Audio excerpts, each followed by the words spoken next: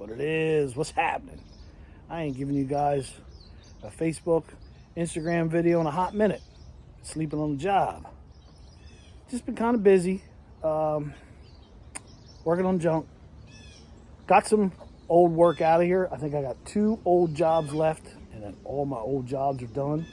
Got to finish putting the motor in a little car and a little Ranger truck, and that is it on old school work that's been here for a hot minute. I took a little bit of time Sunday evening, and I was going to clear a couple things up on this old wrecker. I removed the mechanical wheel lift, which is made by Triple K, off of this truck. Now, the reason I removed it, because a couple people asked me why. The problem with these old school mechanical wheel lifts are, as you can tell, let's see here. I wear a 10.5 foot shoe. So it kind of gives you an idea how far away that part bolts to the back of the truck. And that's how far it hangs out. The problem is when you run them on these old 30 series Chevys, or even like a old school F350 without a push bumper or a counterweight on the front, it picks the front of these trucks up hard. So you can't really haul anything more on them than a Yugo. You can haul big stuff, but it really makes the front of the truck come up. At the end of the day, I'm not really going to be towing stuff with this Chevrolet wrecker.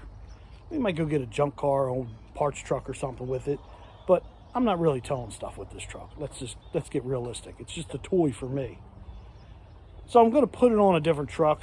Something a little heavier is what I'm going to put it on.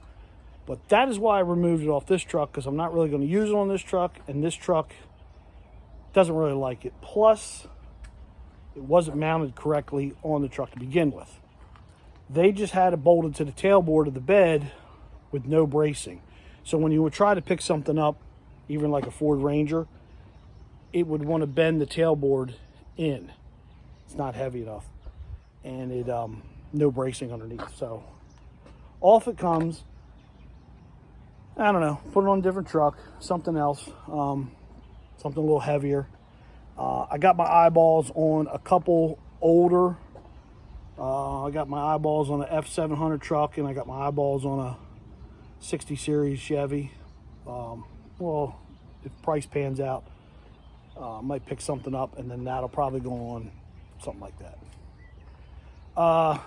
Kind of fooling with the square body Chevy wrecker. I just ordered a new gas tank, sending unit, and stuff for it because full of water or junk. It was running really good the other day. I went to move it, and it ran like garbage. Took carburetor apart, full of rust and rusty gas. So, something in the tank, 10 steps forward, 9,000 backwards. Did manage to get our radiator mounted in there really nice. It's really mounted nice now. Got our fans on there.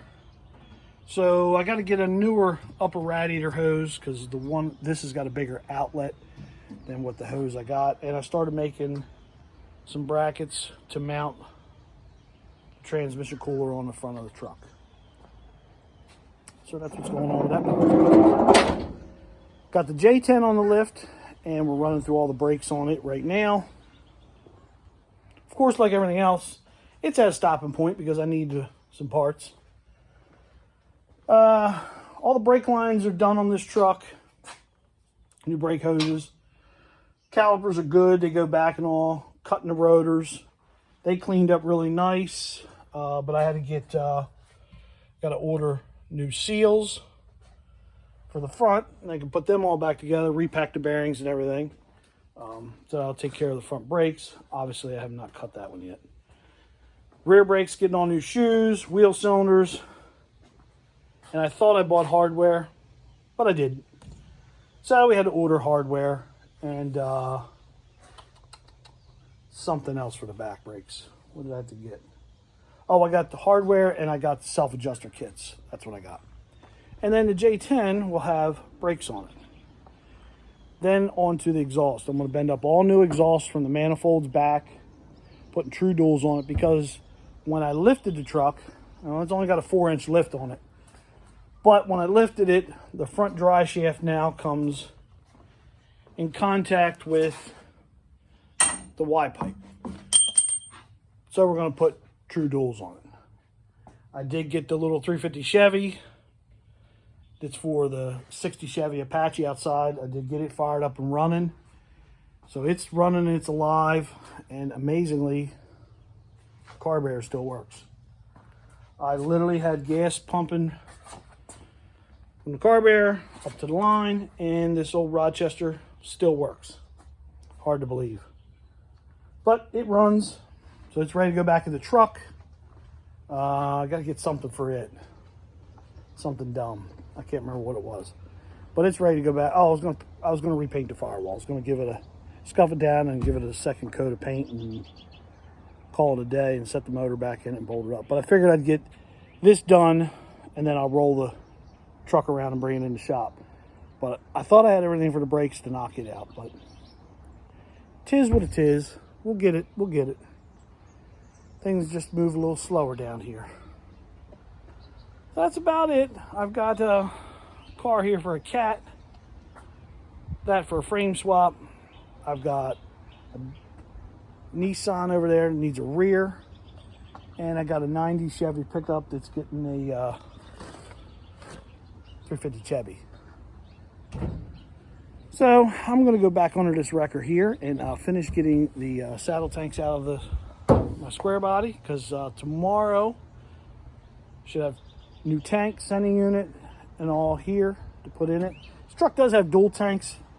I only bought one tank and sending unit. I'm thinking about just leaving it one tank. I don't think I'm gonna put dual tanks back in it. I think I'm gonna do away with dual tanks.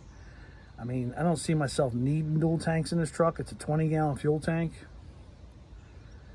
This truck originally was a 454 truck. I'm pretty positive. Motor was gone when I got it, but I'm pretty positive it was a big block truck because it had factory dual exhaust with all the heat shields and everything. And it has 3/8 fuel line that runs on top of the frame rail and then drops down inside the frame rail. And if I remember correctly, on square body Chevys, that was a sign of it was a big block truck. At least every big block truck I have owned, it was a square body. And all the big block trucks I owned were all tow trucks and wreckers. They all had 3/8 fuel line, ran on top of the rail. I'll show you. And like I said, it had factory dual exhaust. But you got this, see a little aluminum heat shield, and it's got a 3/8 fuel line. All the small block trucks I have, and even my little red Chevy over there, the fuel rail's on the inside of the frame rail. All the big block truck I ever had that was on top of the rail. So I'm pretty sure this was a big block truck. But who cares? It's now a small block truck. So we're going to get the last couple of things so we can get some antifreeze in this thing and then finally set the time and the carburetor and all that good jazz. And we're moving along. So look, holla at your boy. Keeps it reals. Catch me on the next one.